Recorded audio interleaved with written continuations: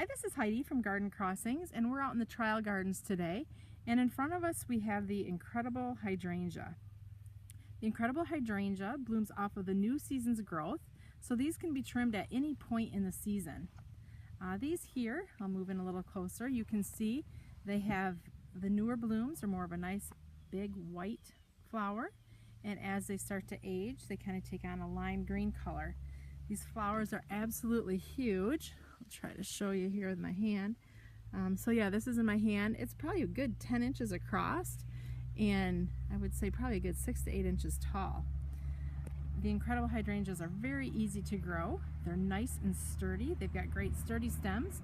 So even if you have like Annabelles in your garden and they flop on you, you don't need to worry about this Incredible Hydrangea flopping. It's just super sturdy, and it's going to perform just wonderfully in your garden. You can see here they have a hedgerow made out of them. Absolutely stunning look here in this garden.